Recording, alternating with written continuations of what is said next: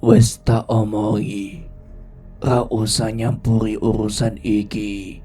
Nanging isih manut. Apa sing mbok goleki? Bentak sosok yang ada di tubuh Ahmad kesal. Sopo kowe? Tanya Hamdan. Ahmad berhenti melangkah. Bibirnya menyeringai seram. Matur nuwun. Wis gawe bocah wadon iku mulih menyang panggonan iki. Saud Ahmad penuh kemenangan. Hamdan menelan ludah. Bulu romanya bergidik. Sekarang ia yakin jika ada sosok lain yang sedang mengendalikan fisik Ahmad. Sorot mata yang terlihat begitu hampa tapi sangat menakutkan.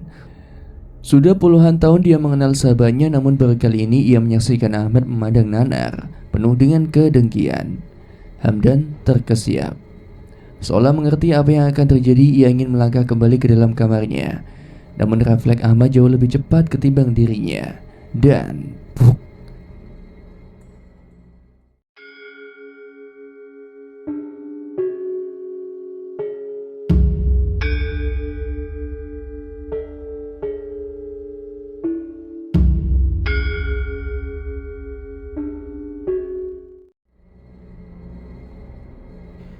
Assalamualaikum warahmatullahi wabarakatuh. Jumpa lagi dan selamat datang kembali di channel Netra Kala. Seperti biasanya pada kesempatan kali ini saya akan membagikan sebuah kisah misteri. Kisah kali ini berjudul Lebur Sukmo. Bagi teman-teman semua yang ingin langsung membaca cerita ini, bisa langsung klik link yang sudah saya sisipkan di kolom deskripsi video ini. Namun sebelum saya lanjutkan ke inti ceritanya, bagi teman-teman yang belum subscribe, silakan bisa tekan tombol subscribe terlebih dahulu dan jangan lupa aktifkan lonceng notifikasinya agar tidak ketinggalan update video terbaru dari kami. Untuk itu langsung saja tanpa perlu berlama-lama lagi, kita langsung ke inti ceritanya.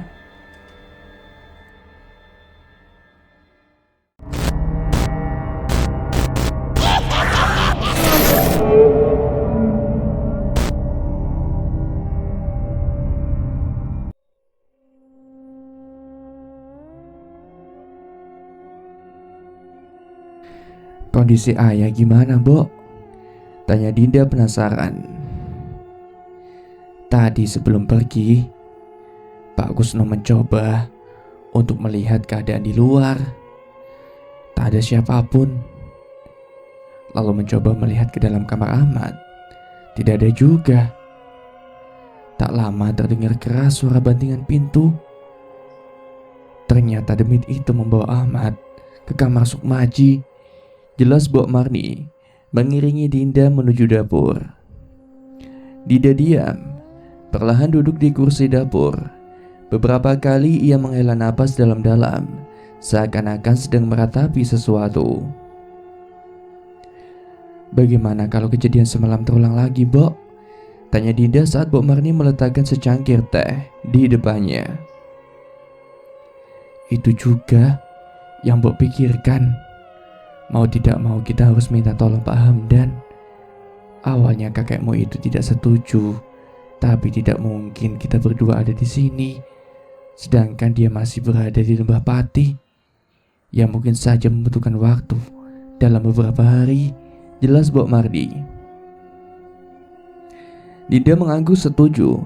Kejadian semalam benar-benar membuat dirinya sadar jika bahaya memang sedang mengincarnya saat ini. Ya udah, Mbok. Nanti biar Dinda bilang sama Pak Hamdan. Sekarang si Mbok mau temani Dinda melihat kondisi ayah. Tanya Dinda. Dia masih merasa takut untuk bertemu dengan Ahmad. Takut jika sosok Senggolo masih ada dalam tubuhnya. Din, kakekmu berpesan untuk tidak memberitahukan Ahmad apa yang sudah terjadi semalam, kata Mbok Marni ketika berjalan ke kamar Sukmaji. Dinda menghentikan langkahnya menoleh ke arah Mbok Marni. Kenapa, Mbok? Tanya Dinda penasaran. Pak Kusno takut kalau ternyata Senggolo masih ada dalam tubuh ayahmu. Jauh lebih baik jika apa yang sedang kita lakukan itu tidak diketahui oleh Ahmad. Jelas Mbok Marni. Dinda merasa ada yang janggal. Sejenak dia merasa tak setuju dengan keputusan itu. Apa dengan tidak memberitahu Ahmad juga membuat Sengkolo tidak tahu dengan rencana yang akan atau sedang mereka lakukan. Sekali lagi Dinda hanya mengangguk, kemudian meraih tangan Mbok Marni dan segera berjalan ke kamar Sukmaji. Pintu kamar itu tertutup rapat-rapat. Mereka tak serta-merta masuk. "Mbok, kalau ayah masih kesurupan, kita langsung lari ya, Mbok," ajak Dinda. "Enggak, kita pukul saja kepalanya sekuat tenaga, Nduk," timpal Mbok Marni. "Mbok punya dendam ya sama ayah," balas Dinda yang kini menatap neneknya keheranan. "Iya sedikit, tapi maksudnya kalau nanti dia merancau atau ngamuk dan kita tidak sempat lari, kan lebih baik dia pingsan seharian toh, Din," jawab Mbok Marni lugas. "Ya kalau cuma pingsan, kalau langsung mati gimana, Mbok? Bukannya berakhir bahagia, justru masuk penjara," kata Dinda. Dinda segera membuka pintu kamar Sukmaji. Sekilas pandangannya tertuju ke cermin tua yang ada di sudut ruangan. "Akhirnya," ucap Ahmad, yang membuat Dinda dan Bu Marni melompat karena kaget. "Kenapa saya bisa ada di sini, Bu?" tanya Ahmad. "Seingat saya kan semalam kita masih ada di taman belakang," lanjut Ahmad mencoba untuk mencari jawaban dari kedua wanita itu. "Kamu tuh pingsan, Mat, waktu Ratmi mendekat ke arahmu. Mungkin karena syok atau kaget. Terus kamu ngigau kangen sama Sukmaji. Ya karena terus merengek, akhirnya Pak Kusna membawamu kemari," jelas Mbok Marni. Dinda sedikit tersenyum mendengar perkataan neneknya. Pintar sekali dia membuat cerita bohong seperti itu. Apalagi soal Ahmad yang pingsan karena kaget melihat Ratmi. "Pingsan saat melihat Ratmi, Bu? Apa betul? Sepertinya wajah Ratmi tidak seseram itu." Ahmad mencoba membela diri. "Dak percaya toh, Mat? Tanya aja sama anakmu ini. Kalau takut ya takut saja.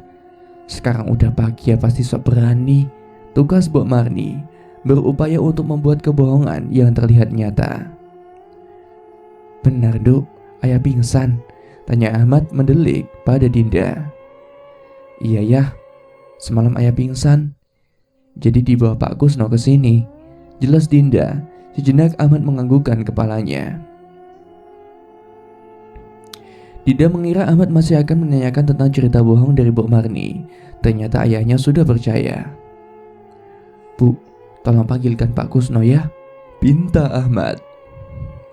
Mbok Marni yang tahu maksud dari Ahmad segera menawarkan diri untuk membantunya bersih-bersih. Namun seketika ditolak mentah-mentah oleh Ahmad. "Emangnya Pak Kusno kemana?" tanya Ahmad. "Pulang kampung, Mat. Tadi pagi dapat kabar kalau saudaranya ada yang meninggal," jawab Mbok Marni. Terlihat dahi Ahmad berkerut. "Tumben, Bu. Saudara yang mana?" tanya Ahmad penasaran. Setidaknya dia juga tahu. "Sudah, nanti saja ngobrolnya. Kalau ayah tidak mau dibantu Mbok Marni atau Dinda, biar Dinda panggilkan Pak Hamdan ya," potong Dinda. Pagi itu akhirnya mereka meminta Hamdan untuk datang ke rumah Sukmaji. "Pak Hamdan, ada waktu sebentar?" tanya Dinda saat mendapati Pak Hamdan telah membuat kopi di dapur. Pak Hamdan mengangguk. "Ada apa, Din? Bisa minta tolong, Pak? Untuk beberapa hari ke depan, apa Pak Hamdan bisa menginap di sini?" tanya Dinda. "Ada apa emangnya, Din?" tanya Hamdan sembari meletakkan secangkir kopinya. Dinda menghela napas, mempertimbangkan semuanya. Apakah bijak memberitahu Pak Hamdan tentang apa yang terjadi di rumah ini? "Ayah semalam kesurupan, Pak," kata Dinda. Hamdan melihat Dinda dengan seksama. Dia tidak mau memotong ucapan putri dari sahabatnya itu. "Kesurupan? Maksudmu ada jin yang masuk ke tubuh Ahmad?" tanya Hamdan setelah Dinda bergeming. Dinda mengangguk. "Ayah kesurupan sosok yang menjadi peliharaan keluarga ini. Hamdan terperanjat, seketika mengamati sekitarannya, seolah-olah memastikan memang sedang ada yang tidak beres di rumah ini. "Jangan bercanda kamu, Din," ucap Hamdan serius. Dinda menghela napas. "Serius, Pak? Sekarang, mungkinkah orang yang lumpuh mendadak bisa berjalan dan minta dirinya sendiri dijadikan tumbal di malam Selasa Kliwon?" tanya Dinda. Tanpa disadari, Hamdan menyadarkan punggungnya. Pelipisnya terasa pening. "Pak Kusno kemana?" tanya Hamdan. Setelah beberapa saat, dia tahu masalahnya yang sedang menimpa keluarga Sukmaji. Namun ia tak menyangka jika sosok demit itu akan muncul kembali. "Lembah Pati, Pak. Pak Kusno sedang mencari cara untuk menghentikan makhluk itu," jawab Dinda.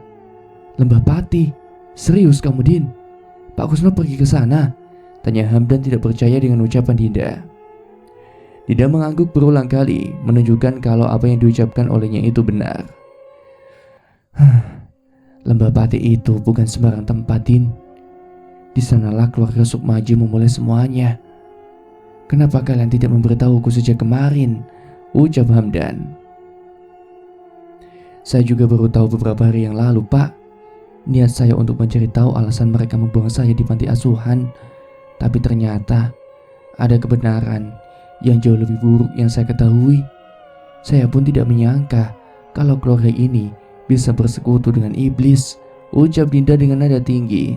Entah kenapa dia bisa sekesal ini. Mungkin jika Hamdan tidak datang waktu itu, dia masih bisa menjalani kehidupan yang normal.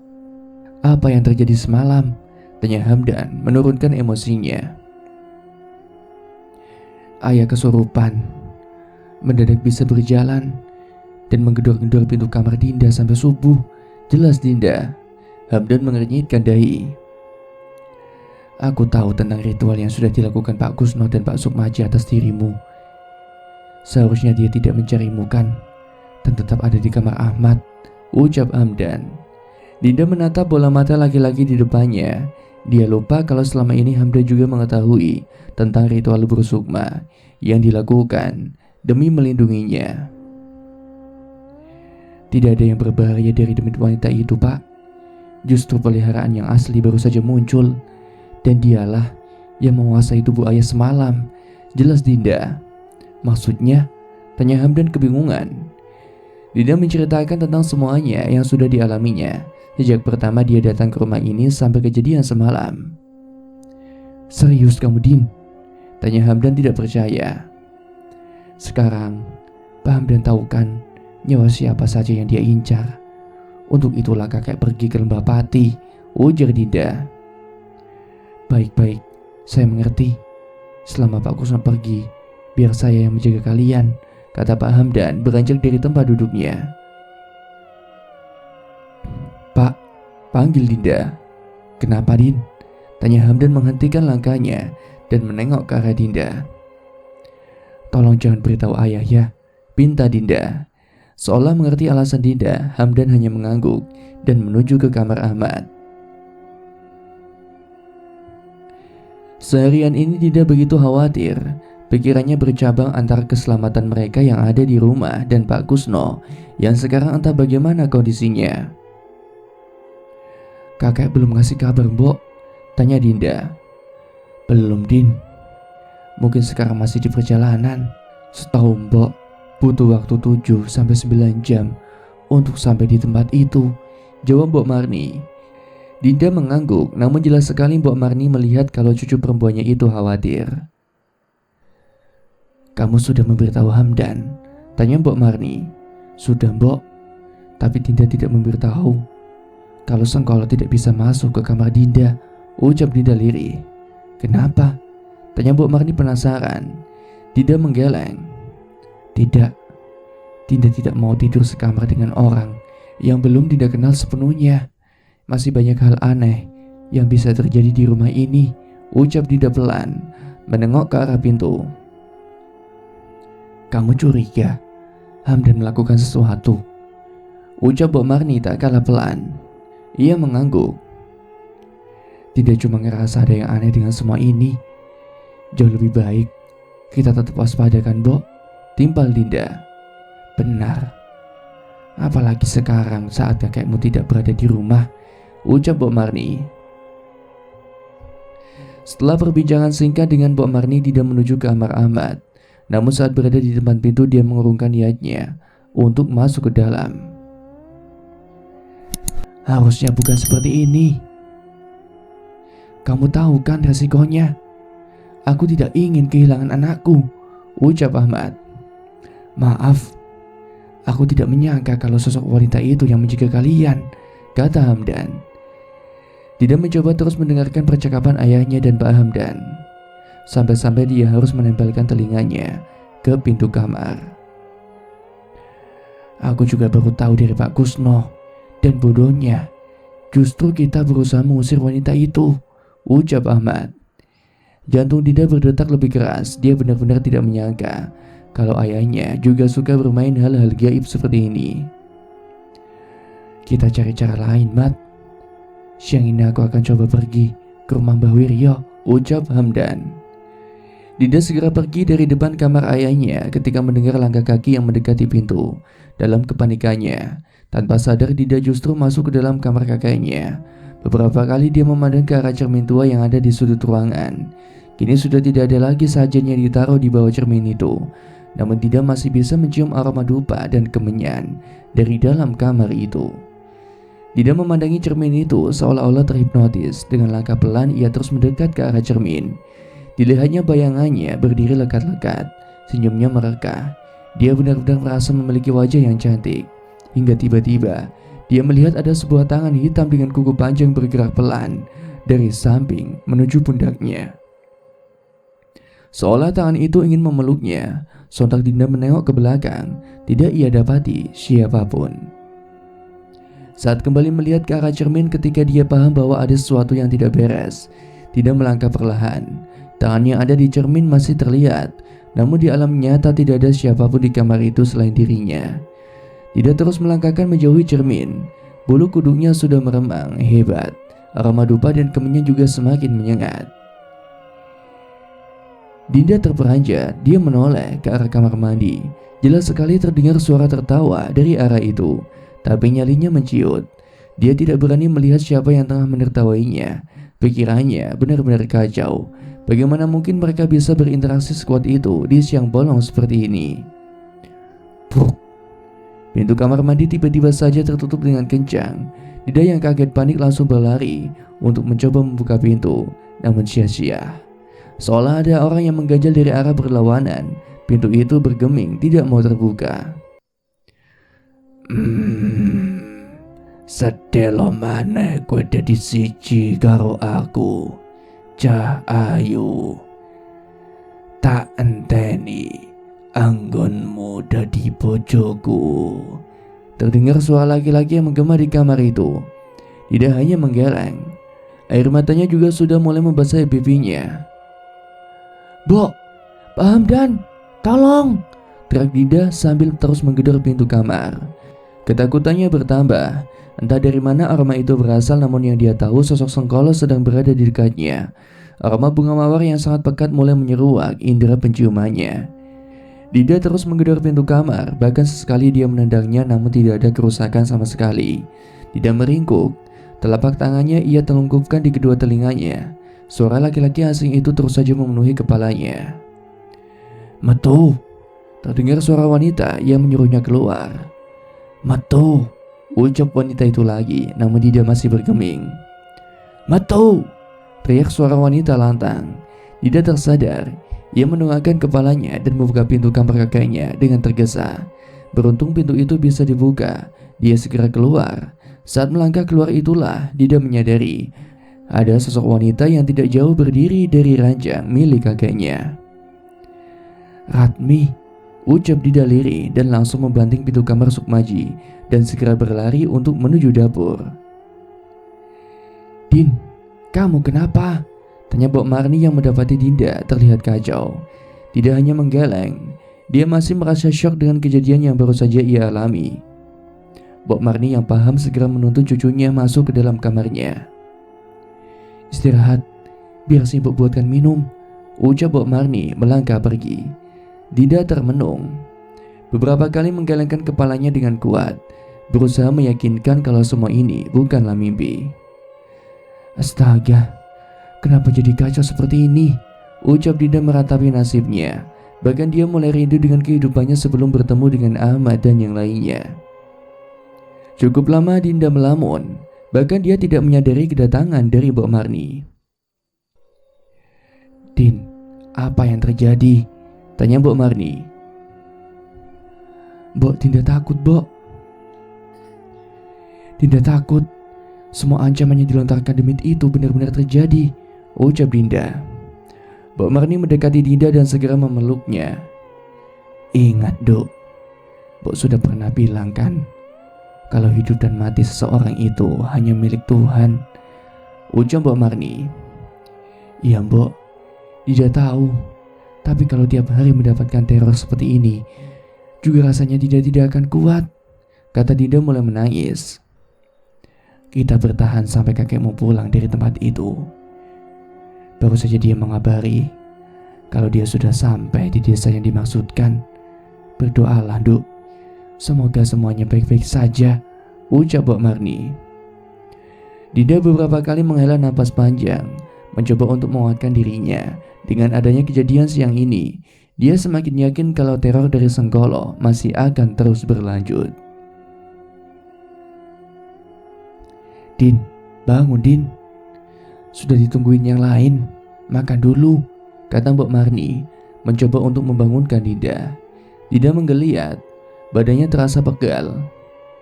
Jam berapa ini, Mbok? Tanya Dinda tidak jelas. Sudah hampir jam 8 malam, Duk. Buruan, sudah ditunggu ayahmu itu, kata Mbok Marni. Dinda bangkit dari tempat tidurnya, tidak menyangka bisa tidur selama itu. Padahal tadi dia hanya berniat untuk merebahkan tubuhnya sejenak. 10 menit, Mbok. Dinda mandi sebentar ya, ucap Dinda menuju ke kamar mandi. Mbok Marni yang melihatnya hanya menggelengkan kepalanya. Nah, akhirnya Tuan Putri sudah bangun, ucap Hamdan saat melihat Dinda memasuki ruang makan. Duduk sini, Duk, ucap Ahmad tersenyum. Dinda berhenti mengamati ayahnya. Entah kenapa dia merasa ada sesuatu yang tidak beres. Senyum itu belum pernah ia lihat sebelumnya. Dinda mengangguk.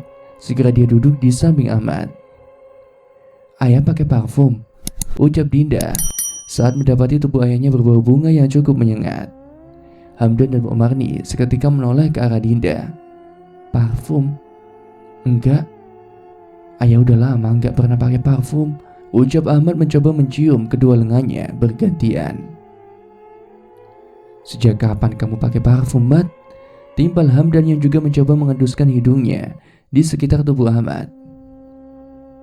Memangnya kamu nyium bau apa, Duk?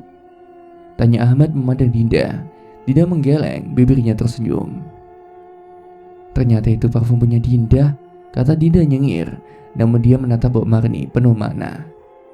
Aneh kamu, Din, ucap Hamdan yang mulai mengambil makanan yang disediakan oleh Mbok Marni. Malam ini saya tidur di sini ya, Mbok. Bisa minta tolong disiapkan kamarnya, ucap Hamdan sambil mengunyah makanan.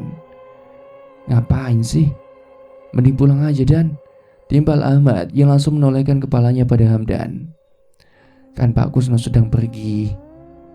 Jauh lebih baik ada laki-laki yang menjaga tempat ini kan?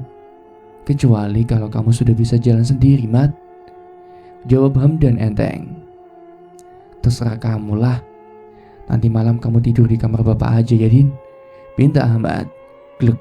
Seketika Dinda tersentak, tidak menyangka kalau sang ayah memintanya untuk tidur di kamarnya.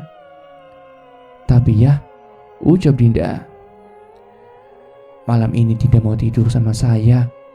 Kamu juga sudah besar, jangan minta yang aneh-aneh, ucap Mbok Marni tegas.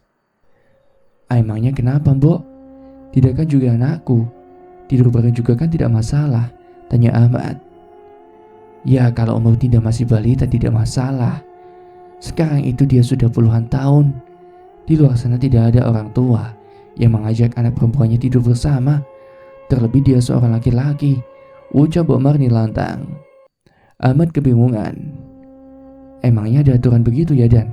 Tanya Ahmad pada Hamdan. Normalnya sih seperti itu. Kalau kamu kan tidak normal sejak dulu, cemooh Hamdan.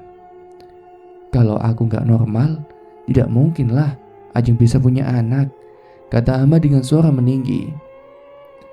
Bukan anumu yang tidak normal, tapi kepalamu itu yang tidak normal. Mana ada orang tua sudah bongkotan minta sama anak gadisnya untuk tidur bersama, ucap Hamdan. Dida dan Mbok Marni hanya diam dan menggeleng. Mereka paham kedua manusia ini akan terus mencecar satu sama lain. Loh, mau kemana Mbok? Tanya Pak Hamdan saat Mbok Marni beranjak dari kursinya. Nyiapin kamar untuk kamu, ucap Mbok Marni sebal. Dida ikut Mbok, kata Dinda juga yang jengah mendengar keributan yang ditimbulkan oleh ayahnya dan Pak Hamdan. Emang udah selesai makannya? Tanya Ahmad. Udah dari tadi, makanya jangan berantem terus. Sampai ruang makan saja jadi bising, ucap Dinda langsung beranjak dan mengikuti Mbok Marni ke arah kamar tamu. Mbok, sepertinya makhluk itu masih ada di dekat ayah, ucap Dinda lirih menatap ke arah ruang makan. Karena bau yang kamu cium tadi, tanya Mbok Marni. Dinda mengangguk. Dia sengaja mengejar Mbok Marni agar bisa membicarakan hal ini. Malam ini kamu tidur sama si Mbok saja. Biar saja nanti Hamdan yang tidur di kamar tamu, ucap Mbok Marni sebal. Dinda mengerutkan dahinya. Kenapa emangnya Mbok? Tanya Dinda saat mendapati nada bicara Mbok Marni terlihat sebal. Gak apa-apa Din, bukan si Mbok tidak suka sama Hamdan, tapi laki-laki itu kadang suka menghasut ayahmu. Lihat saja nanti, pasti ada kejadian yang tidak enak, ucap Mbok Marni. Maksudnya? Tanya Dinda penasaran.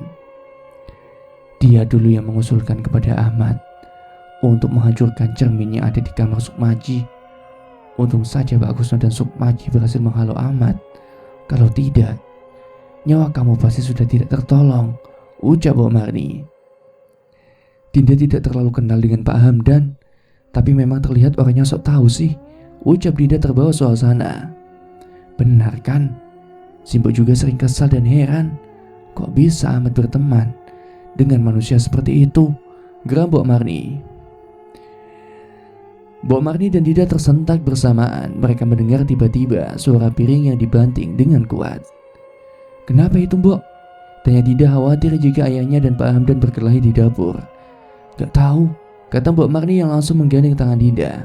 Perlahan mereka berjalan ke dapur.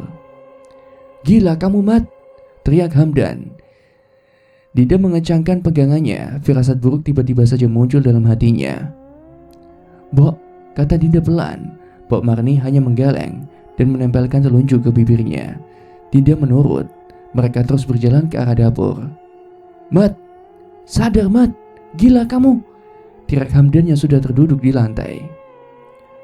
Apa? Aku mau kepengen nake janjiku, tapi malah berusir, ucap Ahmad.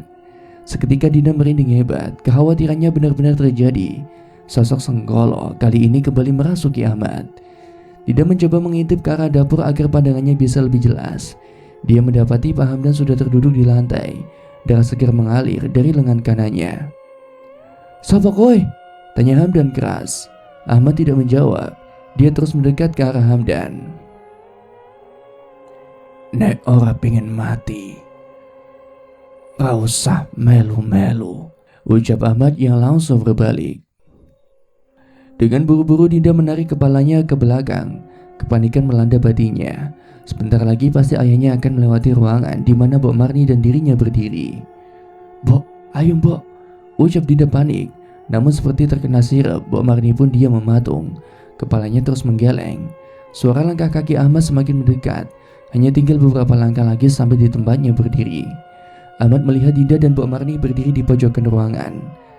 Tanpa sepatah kata pun, dia hanya tersenyum kemudian berjalan untuk menuju kamar Sukmaji. Dinda menghela napas lega dan menarik Mbok Marni untuk menuju Pak Hamdan. Pak, bagaimana keadaan Bapak? Tanya Dinda pada Pak Hamdan. Hamdan menggeleng. Ahmad sudah gila. Tiba-tiba saja dia mau membunuhku, ucap Hamdan menahan rasa sakit. Mbok Marni yang tersadar langsung berdiri mengambil perlengkapan obat yang ada di rumah itu. Itulah yang saya ceritakan tadi Pak. Itu bukan ayah. Dia sedang dirasuki oleh sosok yang menjadi ingon-ingon keluarga ini, ucap Dinda.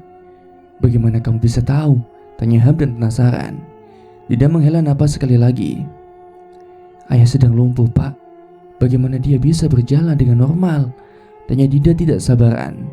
Seketika Hamdan baru menyadari ada yang tidak beres dengan kelakuan Ahmad. Lebih baik Bapak pulang malam ini. Saya dan Pak Marni akan aman. Tapi kalau Bapak masih di sini, saya tidak tahu lagi apa lagi yang akan terjadi nanti malam, Pak. Ucap Dinda sambil terus menoleh ke arah pintu dapur. Tapi bagaimana kalau Ahmad mengamuk lagi? Bisa jadi dia tidak sadar dengan apa yang sedang dia lakukan, ujar Pak Hamdan. Percaya sama Dinda, Pak. Tidak seharusnya saya memanggil Bapak ke rumah ini, desak Dinda. Hamdan memejamkan matanya. Jelas tidak mungkin meninggalkan Dinda dan Mbok Marni sendirian di rumah ini. Tidak, Din. Biarkan aku di sini. Setidaknya aku tahu apa yang sedang terjadi, kata Hamdan. Belum sempat Dinda membalas ucapan Pak Hamdan, Mbok Marni datang dengan membawa kotak obat di tangan kanannya. Kamu mendingan pulang saja, kata Mbok Marni sembari mengobati luka di lengan Pak Hamdan. Tapi tidak mungkin saya meninggalkan kalian berdua di sini. Apalagi Ahmad sedang dalam pengaruh setan seperti itu, ucap Hamdan ngeyel. Beberapa saat mereka berdebat. Baiklah, terserah kamu saja. Tapi setelah kamu masuk kamar, jangan pernah keluar sebelum pagi datang ya, ujar Mbok Marni kesal dan langsung menarik tangan Dinda. Hamdan ikut bangkit. Beberapa kali dia menoleh ke arah kamar Sukmaji. Dia tahu kalau Ahmad berada dalam kamar itu. Kalian mau kemana? Tanya Hamdan yang mendapati Mbok Marni dan Dinda berjalan masuk ke dalam kamar milik Dinda. Masuk ke kamar? Mau ngapain lagi? Apalagi ada setan yang sedang berkeliaran, jawab Mbok Marni. Lebih baik Pak Hamdan juga masuk ke kamar dan kunci pintunya. Kalau ayah manggil sebaiknya diamkan saja, ucap Dinda tersenyum kejut, mencoba minta maaf pada laki-laki itu. Hamdan hanya mengangguk dan segera masuk ke dalam kamar yang sudah disediakan. Dinda dan Mbok Marni pun segera masuk ke kamar.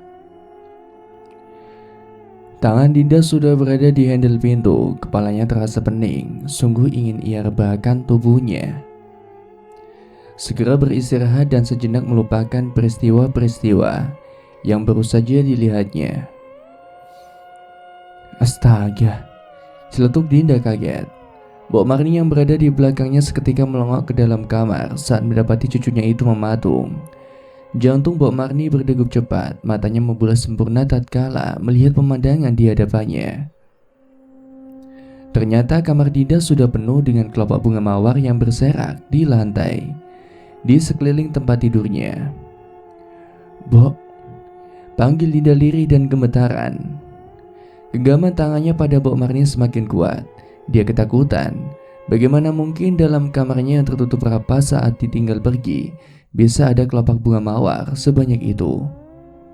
Jangan jauh-jauh dari Simbodu, perintah Mbok Marni, mengiringi langkahnya masuk ke dalam kamar Dinda. Dinda mengikutinya, mengedarkan pandangan ke segala penjuru ruangan. Tidak ada perubahan. Semua masih sama, hanya kelopak bunga mawar yang berserakan dan semerbak wanginya yang memenuhi ruangan itu. Mbok Marni terus melangkah. Dinda mengira bahwa mereka akan membersihkan kelopak bunga mawar itu. Ternyata justru mengarah ke kamar mandi. Perlahan Mbok Marni membuka pintu, mengamati seluruh sudut ruangan. Tidak ada apapun. Tak ada siapapun, lantainya pun masih tetap kering. Mereka tiba-tiba terperanjat. Pintu kamar tertutup dengan kerasnya, seolah-olah ada yang sengaja membanting daun pintu itu dengan kencang. Sekali lagi, mereka dikejutkan oleh sebuah suara. Terdengar suara tangisan. Rasa takut pun menyelimuti batin Dinda. Jauh di sudut lain ruangan itu terlihat seorang wanita yang meringkuk mendekap lutut dengan kedua tangannya. Ratmi, panggil Dinda lirih.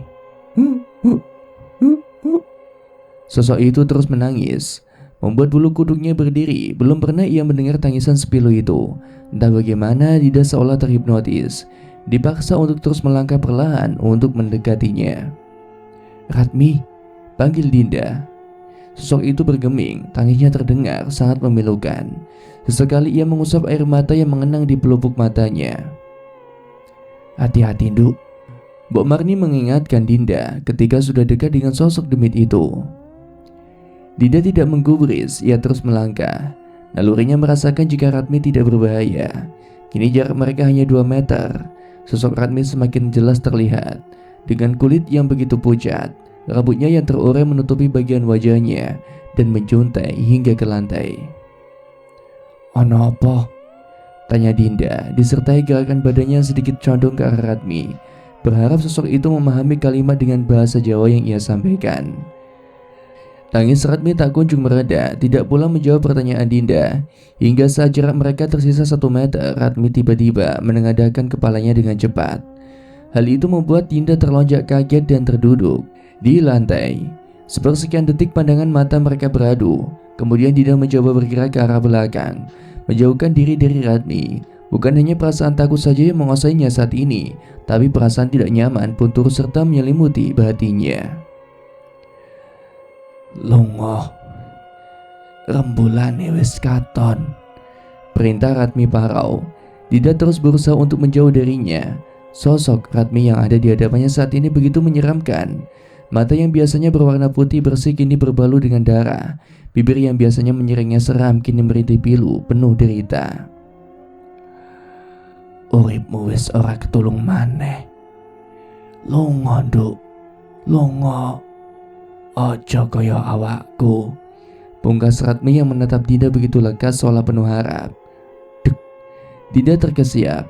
Ada sesuatu yang ia rasakan dalam batinnya, satu perasaan yang tidak sanggup dipahami oleh akal sehat. Dinda menatap sosok itu dengan segala perasaan yang membuat dadanya nyeri dan sesak, membuatnya begitu ingin memeluk Ratmi agar mampu mengartikan perasaan apa yang sesungguhnya sedang ia rasakan. Baru saja dia berniat melakukannya, Mbok Marni sudah mendekap tubuhnya dengan erat, membelai rambutnya dan menutup mata Dinda dengan telapak tangannya. Seduh dan tangis Dinda tak terbendung lagi.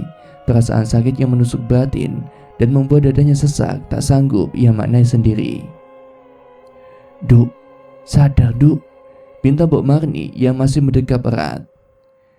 "Sakit, Mbok, sakit." Dinda meraja memegangi dadanya. "Istighfar, Duk, istighfar." Mbok Marni berusaha menenangkan cucunya. "Ratmi, Mbok." "Ratmi kenapa?" tanya Mbok Marni yang tahu bahwa Dinda sedang dalam pengaruh makhluk gaib itu. Sudah sejak jauh hari suaminya memberitahu jika kapan dan dimanapun Dinda bisa saja berinteraksi dengan mereka. "Ratmi korban dari keluarga ini. Dia menjadi salah satu tumbal yang dipersembahkan untuk Senggolo," jawab Dinda tergagap. Mbok Marni tersentak. Selama ini ia sendiri tak mengetahui tentang itu. "Bagaimana kamu bisa tahu, Nduk?" tanya Mbok Marni penasaran. Dinda tidak menjawab. Ia terus menggelengkan kepala, berusaha menepis setiap perasaan yang menyerang batin dan pikirannya secara tiba-tiba. Seolah-olah Ratmi mengajaknya berkomunikasi melalui batin dan berbagai perasaan serta kejadian yang dialami pada Dinda. "Apakah hidup Dinda akan berakhir seperti Ratmi, Bu?" ujar Dinda dengan tatapan kosong. Dinda tidak menyangka jika keluarga kakeknya sudah bertindak sejauh itu. Awalnya Dinda berpikir jika tumbal yang diserahkan hanya berasal dari garis keturunan Sukmaji saja. Namun ternyata tidak. "Duk, ingat Duk, masih ada Tuhan. Kita selesaikan segala sesuatu di dunia ini dengan campur tangannya," tegas Mbok Marni menguatkan Dinda. Dinda masih termenung, tatapannya kosong. Kepanikan menghampiri Mbok Marni. Dia terus menggerakkan tubuh Dinda, bibirnya tak henti-hentinya melafalkan zikir dan doa, hingga cucunya itu tersentak kemudian memeluknya dengan erat. "Sudah, lebih baik sekarang kita istirahat dulu. Semoga esok pagi kakekmu sudah kembali dengan membawa kabar baik," ujar Mbok Marni yang sedang membantu Dinda berdiri. Sebenarnya Mbok Marni pun merasa cemas dan ketakutan, tetapi dengan kondisi saat ini, dia harus tetap bersikap tenang. Sudah beberapa jam Dinda berbaring. Mbok Marni yang berada di sisinya sudah terlelap.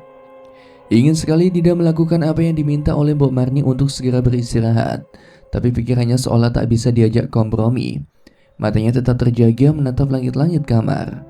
Dilihatnya jam dinding sudah menunjukkan pukul 12 malam. Suasana rumah itu sungguh sunyi. Bahkan suara serangga yang biasa terdengar pun ikut membisu. Bagaimana jika Pak Kusno kembali tanpa mendapat jawaban? Tanya Dinda pada dirinya sendiri. Banyak pertanyaan berputar dalam kepalanya. Memikirkan nasibnya yang sungguh berada di luar kendalinya itu membuat kepalanya pening. Sementara itu di ruangan lain, Hamdan tengah berbaring, lengannya masih terasa nyeri.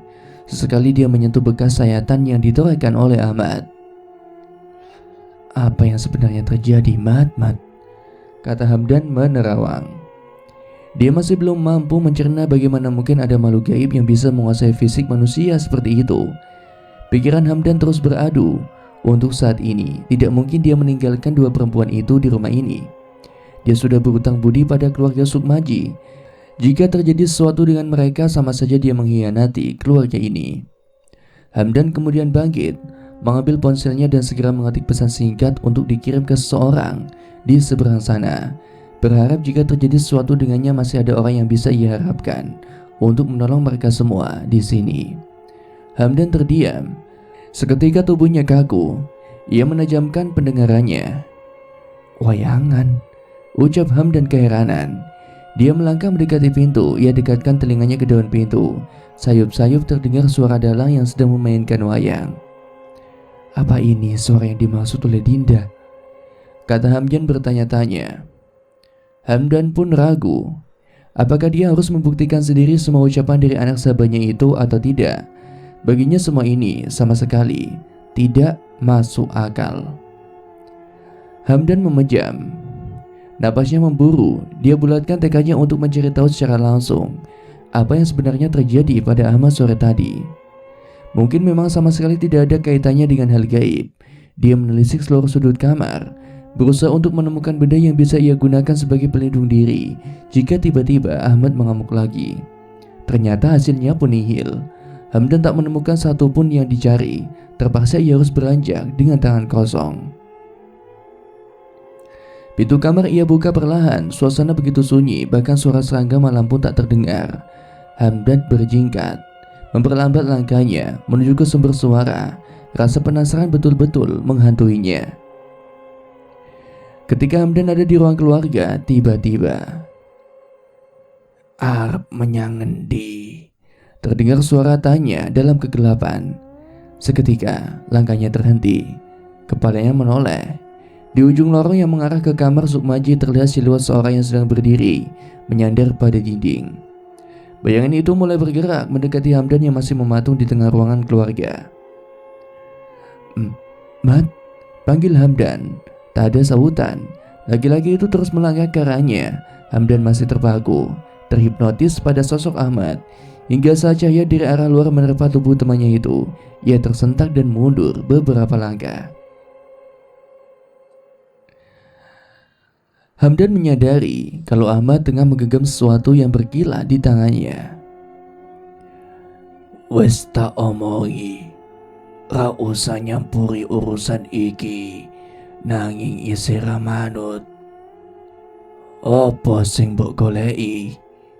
Bentak sosok yang ada di tubuh Ahmad kesal. Sopo kowe? Tanya Hamdan. Ahmad berhenti melangkah. Bibirnya menyeringai seram. Matur nuwun, wis gawe bocah wadon iku mulih menyang panggonan iki. Sahut Ahmad penuh kemenangan. Hamdan menelan ludah. Bulu romanya bergidik. Sekarang ia yakin jika ada sosok lain yang sedang mengendalikan fisik Ahmad. Sorot mata yang terlihat begitu hampa tapi sangat menakutkan. Sudah puluhan tahun dia mengenal sahabatnya, namun baru kali ini ia menyaksikan Ahmad memandang nanar penuh dengan kedengkian. Hamdan terkesiap. Seolah mengerti apa yang akan terjadi, ia ingin melangkah kembali ke dalam kamarnya. Namun refleks Ahmad jauh lebih cepat ketimbang dirinya. Dan tubuh Hamdan roboh. Ahmad dengan sigap menyerang tubuhnya. Tak ia pedulikan posisi Hamdan yang ada di dekat bufet penuh dengan barang-barang. Punggung Hamdan menubuk bufet, jatuh menimpa dan melukai kepala Ahmad. Hamdan mengerang. Tangannya benar-benar terasa nyeri. Dia terus berusaha menahan sahabatnya agar tidak melukainya. Mat, sadar! teriak Hamdan.